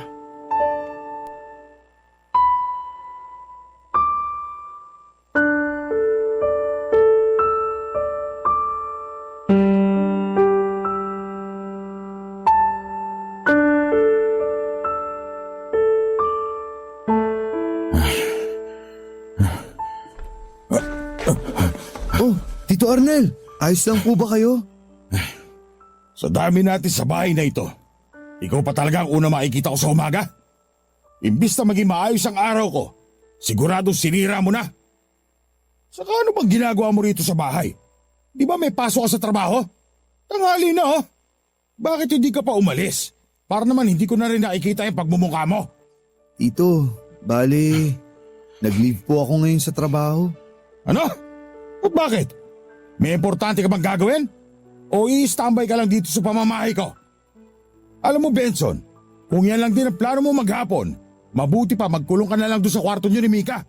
Buisit ka. May gana ka pa talagang umabsent sa trabaho mo. Samantalang kakarampot na nga lang ang kinikita mo doon. Tapos babawasan mo para isang araw. Nag-iisip ka ba talaga? Napag-usapan na namin po to ni Mika. Saka hindi naman po ako a-absent kung hindi importante. Ano nga kasi sinasabi mong importanteng dahilan? Ano po kasi, anniversary po namin ngayon ni Mika. Gusto po sana namin mag-celebrate. Ano ka mo? Aba, ang kapal din talaga ng mukha mo, no? Anniversary ka pa dyan. At saan mo naman balak dalhin ng anak ko? Sa pagkakaalam ko kasi, wala ka naman pera para maipasalsa sa magagandang lugar o madala sa mamahaling restaurant. Hindi po mahalaga kay Mika kung hindi ko siya madadala sa mamahaling lugar, Tito. Kontento na po ang anak niyo basta magkasama kami. Ay nako, nakakasuka kayo. Ewan ko ba naman dyan sa anak ko? Paano na kontento sa buhay na binibigay mo samantalang hindi naman ganyan ang pagpapalaki namin sa kanya ng mama niya? Tapos ano yung susukli niya sa amin? Makikisama lang siya sa katulad mong kampante na sa buhay basta may masisilungan at nakakakain ng 3 beses sa isang araw? May pangarap din naman po kami ni Mika, Tito. Marami po kaming plano. Hindi naman po ibig sabihin na ganito lang kami hanggang dito na lang po talaga kami. Alam ko po na galit kayo sa akin dahil iniisip nyo na nasira ako ang buhay ng anak nyo. Pero maniwala po kayo. Mahal na mahal ko po si Mika at ang anak namin. Wala lang ako maipagmamalaki sa ngayon kaya siguro hindi nyo pa nakikita yung halaga ko. Pero kapag dumating yung araw na magbunga lahat ng pagsisikap namin, siguradong magiging proud din po kayo sa akin. Plano-plano ko pang nalalaman. Paano kung namatay na lang ako at hindi pa nangyayari ang sinasabi mo? Saka wag mo nga akong linya na keso nagsisikap ka naman para sa mag-ina mo. Dahil lalo lang ako nabubuisit sa'yo. Paraan nyo lang yan ng mga pinanganak na walang pera para mabilis sa umasenso sa buhay. Oh, ngayong nakatira ka na rito sa pamamahay ko, nangyari na yung una mong plano, hindi ba? Wala po akong masamang intensyon sa pagtira ko dito sa inyo. Sa katunayan, nagpapasalamat pa nga po ako dahil sa kabila ng lahat, pinatuloy nyo pa rin po ako rito. Pasensya na po kung hindi kami mayaman. Pero edukado naman po akong tao at pinalaki akong disente ng mga magulang ko. Oo nga po, nagkamali ako dahil minsang naging mapusok kami ni Mika. Pero pareho naman po namin ginusto at pinangatawanan ng bunga ng nagawa namin. Araw-araw po kami nagsisikap na maging mabuting magulang sa anak namin. Kahit na ano pang sabihin mo, ayaw pa rin kita para sa anak ko. Ni sa hinagap, hindi ko naisip na sa katulad mo lang siya babagsak. Kung alam ko lang, sana hindi ko na lang siya pinayagan pumunta sa party na yon. Eh di sana hindi kayo nagkakilala. Ay, hindi nyo na po ba ako magugustuhan? Ginagawa ko naman po ang lahat para patunayan sa inyo na malinis ang intensyon ko sa anak nyo. Pero yung mali at yung kasalanan ko na lang po ba ang palagi niyong makikita sa akin? Aba, malamang! Kanino pa bang kabubuan ang gusto mong makita ko? Sa ilang naman, hindi ba? Saka ano nga ulit yung sinabi mo? Kung hindi na ba kita magugustuhan? Oo, hindi na! Hinding-hindi!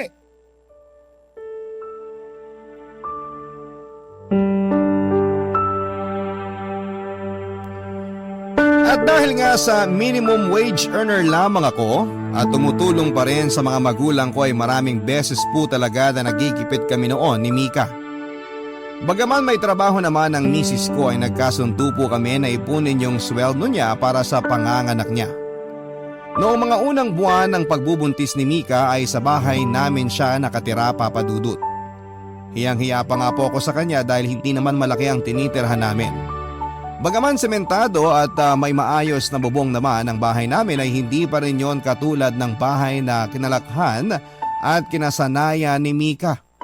Pero sa maniwala kayo o sa hindi ay wala pong naging kaso yon sa asawa ko. Sa loob ng ilang buwan na pagtira niya doon ay naging kasundo na niya at napamahal na siya sa mga magulang ko. Pero dahil nagiging masela ng pagbubuntis niya ay nag-decide po kami noong tumigil muna siya sa pagtatrabaho. At imbis na sa bahay namin ay lumipat kami sa bahay nila bilang suhestyon na rin ng mga parents noon ni Mika upang mas matutukan at maalagaan nila si Mika hanggang sa makapanganak na ito at bumilang na rin po ng 2 taon ang pananatili namin doon. Nang magsimula nga po kaming tumira kina Mika ay mas lalo ko pong naramdaman na hindi ako welcome sa pamilya nila. Pero tiniis ko po ang lahat ng yon at sa halip ay mas nagsipag po ako sa trabaho upang makaipon at mas masustentuhan ang aking mag-ina.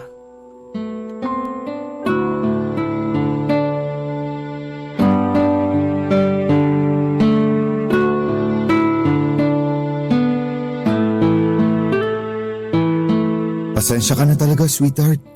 Pakiramdam ko kasi kahit anong gawin ko, kahit na anong pagsisikap ko, hindi pa rin sapat ang lahat ng yun para matanggap ako ng mga magulang mo. Ay, Benson, alam mo namang hindi mo kailangang pilitin na magustuhan ka nila. Ikaw na rin ang may sabi, ginawa mo na ang lahat. Ako nga paulit-ulit ko nang pinapaliwanag sa kanila na mali ang pagkakakilala nila sa'yo. Pero hanggang ngayon, nananatiling sarado ang isip nila.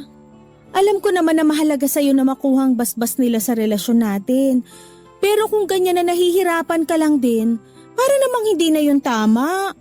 Malaki na tayo, nasa edad na para magdesisyon para sa sarili natin. Mga magulang ko nga sila. Pero bakit imbis na suporta o pangaral ang makuha natin sa kanila, insulto at pangmamalit ang sinasabi nila? Bilang anak nila, hindi ko mapigilang mainggit sa mga magulang na meron ka dahil napakabait at napakamaunawain nila. Oh, kumalma ka lang. Huwag kang magalit sa mga magulang mo. Pero alam mo, minsan, naisip ko, paano kung hindi na lang tayo nagkita nun sa birthday party ng kaibigan natin? Paano kung hindi ko na lang hiningi ang number mo bago tayo naghiwalay? Paano kung... Ilang beses na ba nating napag-usapan yan? Ang akin lang naman, meron pang ibang lalaki dyan na di hamak na mas may kaya, mas edukado, maraming ari-arian, saka yung mas mabibigyan ka ng masaya at secured na buhay kesa sa akin. Pero ikaw nga ang mahal ko. Hindi mo ba naiintindihan yun? Ay... Oo, maraming nirereto sina mama at papa sa akin nung bago kita makilala. Pero lahat sila, hindi ko gusto. Alam ko itong sasabihin ko ay parang cliché love story na madalas nababasa lang sa libro o napapanood sa pelikula, pero malaki talaga ang pinagbago ko nung makilala kita. Mas naging masaya ko, mas naranasan kong maging malaya. Napakabait mo, mabuting anak ka rin sa mga magulang mo, masipag at responsable. Hindi mo ako sinasaktan o pinagsasalitaan ng masama, lalo kapag nagkakatampuhan tayo. Nirerespeto mo ang privacy ko at ginagalang mo ang pagiging babae ko. Kahit na wala ka sa sakyan, alam mo ba, ang bilis-bilis mo pa rin dumating kapag kailangan kita. Kahit na wala kayong malaking bahay, sabay-sabay naman kayong kumakain ng mga magulang mo. Yung maliliit na bagay na yun para sa iba, napakalaki naman para sa akin. At yun ang gusto kong maging buhay ng pamilyang bubuuin natin. Hindi yung may limpak-limpak na pera nga tayo, pero wala naman tayong panahon sa isa't isa. Ay, lalo mo lang talaga akong pinabibilib, sweetheart. Alam mo, gabi-gabi ako nagpapasalamat sa Diyos na binigay ka niya sa akin. Hindi lang ikaw yung natuto ng maraming bagay. Ako rin, marami ako natutunan. Simula nang makilala kita, mas naging ambisyoso ako. In a good way ha, syempre. Sinabi ko noon sa sarili ko, kahit na anong mangyari, ihaharap kita sa altar. Na ikaw at wala nang iba yung babaeng pakakasalan ko at makakasama habang buhay. Na sa'yo lang at sa tabi mo ako mananatili. Sa hirap at ginawa, sa saya at kalungkutan. Naiingatan kita, irerespeto at uunahin ko ang kapakanan mo araw-araw, na palagi pa rin kitang pipiliin At patutunayan ko yun habang buhay. Sa tono mo, parang nagpo-propose ka naman ng kasal sa akin. Halata ba masyado? Na mukhang nagpo-propose ka na? Na nagpo-propose na ako. Ano? Matagal ko nang pinag-isipan kung paano ko to sasabihin sa'yo. Nung anniversary sana natin pero kinain talaga ako ng kaba. Tapos naiwan ko pa tong singsing. Siguro, ganun talaga kapag pinanganak kang mahina ang loob. Pero naisip ko, walang tamang pagkakataon dahil lahat naman ng sandali mahalaga. Lalo kapag kasama kita. At mas lalo lang din ako nakukumbinsi na ikaw na ang babae para sa akin. Salamat Mika, kasi minahal mo ako ng husto at ang pamilya ko. Wala akong ibang gusto kundi ang makasama ka hanggang sa pagtanda natin. Kaya, pumapayag ka bang maging asawa ko? Tinatanong pa ba yun? Siyempre, oo. Pumapayag ako.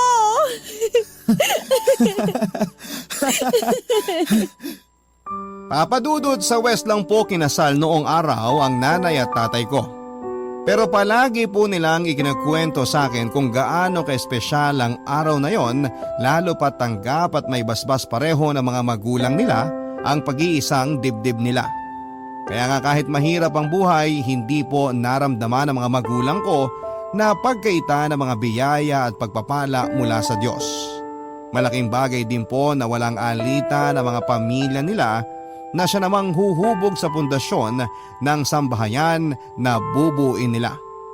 Kaya hindi niyo po ako masisisi kung ikalungkot ko ng husto na hindi ako gusto ng mga magulang ni Mika. Bagaman ginagawa ko rin naman po ang lahat ng mga panahon na yon, ay hindi rin po ako tumigil sa pagdarasal sa Diyos na isang araw ay magbubunga rin ang matagal ko ng panalangin. Wala naman po akong ibang hangad kundi ang magkaroon ng maayos na ugnayan sa mga tao na magiging bahagi ng pamilya namin ni Mika. Pangunahin na nga po doon ay ang kanyang mga magulang. Ang mga kwento ng pag-ibig, kwento ng buhay at kwento ng pag-asa. Nasa Spotify na, Barangay Love Stories. Pakinggan kahit kailan, kahit saan. Barangay Love Stories sa Spotify. Kinig na, kabarangay! Papadudod, nag-iisang anak lamang po ako. Tubero po si tatay samantalang nagtitinda ng banana Q at iba pang merienda si nanay. Sakto lamang po ang kinikita nila para sa pang-araw-araw naming pangangailangan. Pero hindi po kami sumasala noon sa pagkain at palagi rin po kaming nagsisimba at naghahandog. Hindi po ako nakagraduate sa college dahil nagkasakit pa noon si nanay at ang pera na nakalaan sana sa pag-aaral ko ay pinampagamot ko sa kanya. Mabuti na lamang dahil gumaling din si nanay noon kaya nag-decide na lamang po akong magtrabaho para makatulong sa pamilya namin. Katulad po ng pangarap kong maginhawang buhay sa mga magulang ko, ang pangarap ko sa pamilya namin ni Mika. Alam ko na mahirap at hindi madali ang daan na tatahakin namin dalawa pero hindi po ako susuko alang-alang sa mag-ina ko. Malinis po ang intensyon ko at dalisay ang pagmamahal ko para kay Mika. Alam ko rin na siya na ang babaeng pinagkaloob ng Diyos upang makasama ko sa panghabang buhay.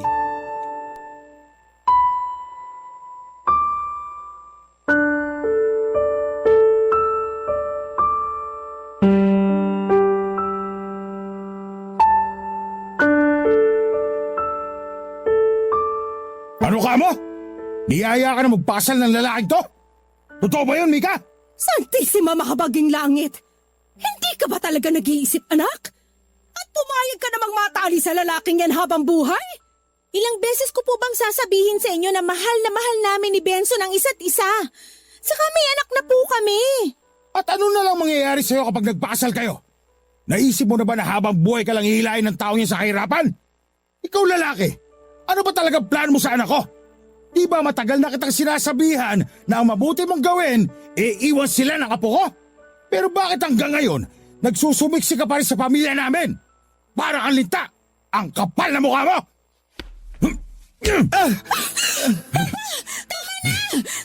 Pinagbigyan na nga kita na umapak sa pamamahay ko at maging tatay sa anak niyo ni Mika. Pero ambisyoso ka talaga. Gusto mo bang pakasalan ang anak namin? Para ano? Matupad mo na talaga ang mga plano mo umangat sa buhay? Papa, pwede ba tumigil na po kayo? Sawang-sawa na po akong marinig yung mga dahilan nyo dahil sa totoo lang. Hindi ako o ang anak ko ang gusto nyong protektahan kundi ang sarili nyo at ang pera nyo. Yan lang po ba talaga ang mahalaga sa inyo? Ayaw nyo po ba akong maging masaya? Hindi mo maiintindihan ang tunay na kahulugan ng kaligayahan kung wala kang pera, Mika. Nagkakamali kayo dahil alam ko at ramdam ko ang ibig sabihin nun. Palagi po naming sinusubukan ni Benson na ipakita sa inyo na hindi lang sa pera magiging masaya, kung hindi sa pagkakaroon ng kumpletong pamilya at mabubuting tao na nakapaligid sa inyo. Pero nakakapagod din po pala na kumbinsihin kayo kasi sarado ang isip nyo at bulag ang puso nyo. Itong pagsasabi namin ng tungkol sa plano naming kasal. Si Benson po ang nag-insist nito kahit na posibleng magalit kayo sa kanya. Pero sabi niya, malaking bahagi kayo ng pamilya namin dahil nga mga magulang ko kayo. At mahalaga sa kanya ang basbas nyo para mas maging matagumpay ang kasal namin. Pero anong ginawa nyo? Sinaktan nyo lang po si Benson!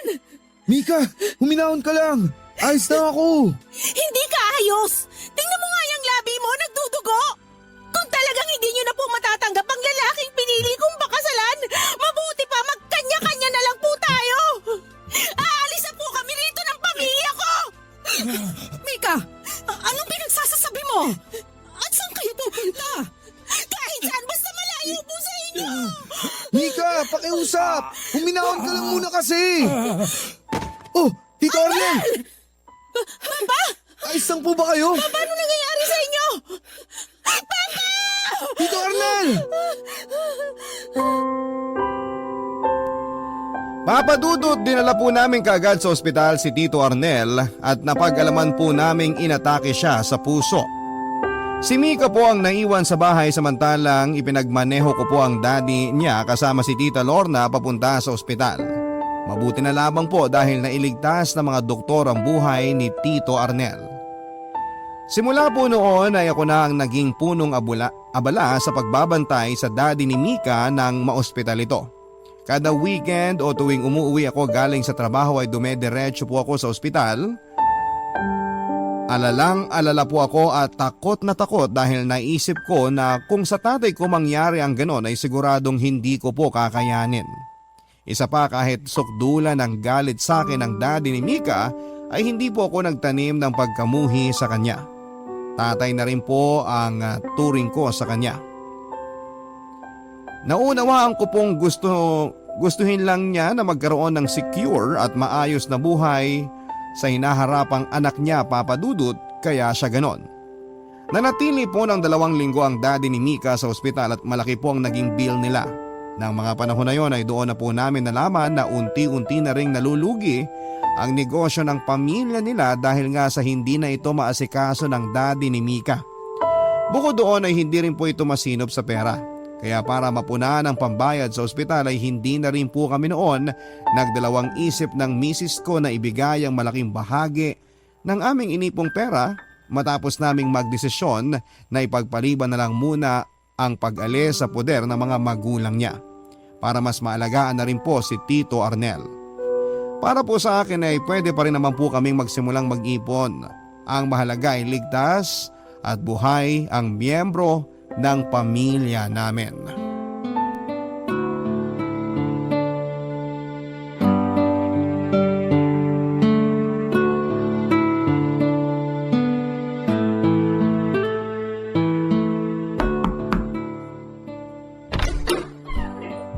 Tito? Ikaw pala, Benson. Tuloy ka. Ah, ito po pala. May dala akong almusal. Kayo na lang po kasi yung hindi pa kumakain. Sige, ilapag mo na riyan at kakainin ko mamaya. Sige po. Tito Arnel, kumusta na po ang pakiramdam nyo? Mabuti na kesa nung unang beses na inatake ako. Ay, oo nga pala. Hindi pa ako formal na nakakapagpasalamat sa inyo ni Mika dahil tinulungan niyo kami para mabayaran namin yung bill sa ospital. Ang totoo niyan, hiyang-hiya ako sa inyo dahil kailangan niyo pang gawin yon. Wala naman pong kaso yun, Tito. Pamilya po tayo. At ang pamilya, di po ba dapat nagtutulungan? Para sa amin ni Mika, tama po ang naging desisyon namin na yun. Napakayabang ko pa magsalita at magmalaki. Akala ko kaya kong tulungan ang sarili ko nang ako lang. Pero nung dumating yung punto na subukin ako, hindi ko pala magagawang magtagumpay kung wala kayo sa tabi ko. Patawarin mo ako, Benson, dahil ininsulto kita at pinaliit. Tama nga si Mika. Palagi ko sinasabi na para sa kapakanan niya ginagawa ko. Pero ang totoo, sariling interes ko lang din ang pinoprotektahan ko. Para po sa akin, tapos na yun, Tito. Nangyari na yun sa nakaraan. At ang mahalaga po, yung ngayon. Kung saan ligtas kayo at patuloy na bumubuti ang katawan. Tapatin mo nga ako. Hindi ka man lang ba nagtanim ng galit sa akin noon? Nagalit po ako, pero hindi ko po magagawang kamuhian kayo, Tito. Alam ko na may mga dahilan kayo kaya nyo nagagawa ang mga bagay na yun. Pero desidido pa rin po ako na patunayan sa inyo na mahal ko ang mag-ina ko. Para balang araw, matanggap nyo ako kahit paano. At kumpiyansa ka talaga na posibleng dumating ang araw na yon. Opo. Kahit na imposible. Kahit na matagal at mahirap kayong kumbinsin ni Tita Lorna. Palagi po ako nagdarasal gabi-gabi sa Diyos na tulungan niya ang pamilya natin na magkaroon ng magandang relasyon sa isa't isa. Kasi kapag meron po tayo ng bagay na yon, mas magiging magaan at madali ang pagdadala natin sa buhay. Ang lahat ng yon, napatunayan ko po sa mismong pamilya namin. Nahihiya ako sa iyo, Benson. Dahil masyado ako nabulag sa kayamanan. At ang tagal kong naniwala na ang pagkakaroon ng maraming material na bagay ang makakapagpasaya sa tao. Akala ko kapag naibigay ko ang lahat ng isa pamilya ko, nagawa ko ng parte ko bilang padre de pamilya. Pero nagkamali pala ako dahil tinuruan mo ko ng totoong kahulugan ng pagiging tatay. Ang totoo niyan, madalas ibida sa akin ni Mika kung gaano kakabuti sa kanya at karesponsable sa pamilya niyo. Mga bagay na minamasama ako noon kasi mas pinangungunahan ako ng galit. Akala ko hindi lang talaga kita gusto. Pero yun pala, naiinggit lang ako. Dahil kahit kailan, hindi ko naranasang ituring ng kahit na sino nang tulad sa pagtrato sa iyo ng anak ko. Pero kasalanan ko rin naman. Dahil ako mismo nagturo sa mag-ina ko na sasaya lamang ang tao sa pagkakaroon ng pera at maginhawang buhay. Mabuti na nga lang at hindi nagmana sa akin si Mika kahit papano. Tito, lahat naman po tayo may mga pinagsisisihan sa buhay natin. May mga nagagawa tayong hindi tama sa nakaraan pero hindi ibig sabihin habang buhay na lang po tayong magiging ganun. Araw-araw, pwede tayong maging mabuting tao at magbago. Sa palagay mo, pwede pa ba ako magsimula muli? Pwede ko pa bang maayos ang relasyon ko sa anak ko? Pwedeng-pwede po. Naniniwala naman ako na mahal pa rin kayo ni Mika. At kahit na anong mangyari, kayo pa rin ang tatay niya. Kung ganon, sisimulan ko nang bumawi sa kanya. Patutunayan ko yon sa pagbibigay ko ng basbas ko para sa kasal niyo ng anak ko, Benson. Ano po? Sabi ko, pumapayag na ako na pakasalan mo ang anak ko. Totoo po ba yan? Oo naman. Bakit? Ayaw mo ba? Napag-usapan na namin to ng Tita Lorna mo. Marami ka nang napatunayan sa amin noon na ngayon lang din namin nakikita. Kaya nga pareho kami nagsisisi at nahihiya dahil umabot pa talaga sa punto na kamuntik na ako mawala sa mundo nang hindi ko pa nakikitang kinakasal at hindi ko pa naihahatid sa altar ang anak ko. Ang kwento sa akin ng misis ko, ikaw ang nagmaneho ng kotse para maihatid ako sa ospital. Maraming salamat, Benson, ha? Dahil utang ko sa iyo ang pangalawang buhay ko. At gusto ko yung gamitin sa paraang magiging masaya ako kasama kayo na pamilya ko.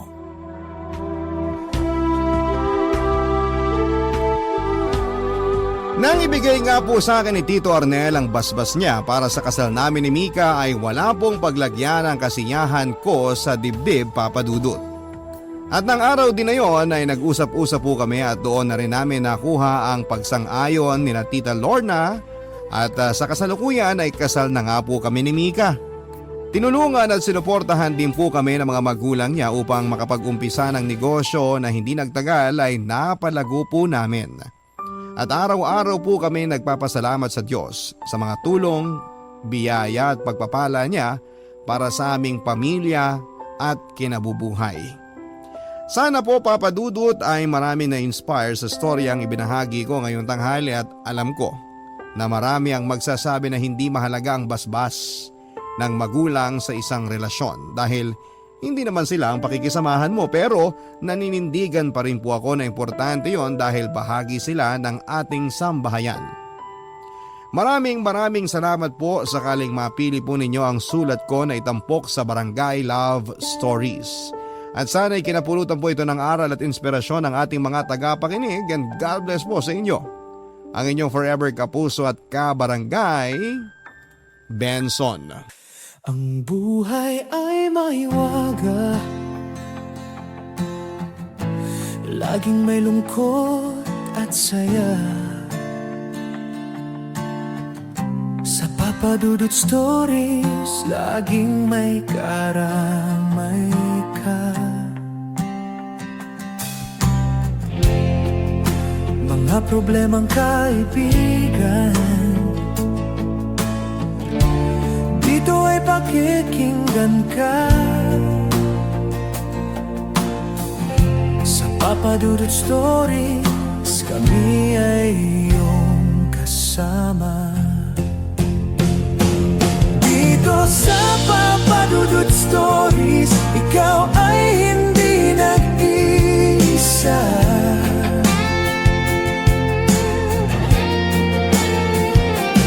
Dito sa Papa Dudut Stories, may nagmamahal sa'yo.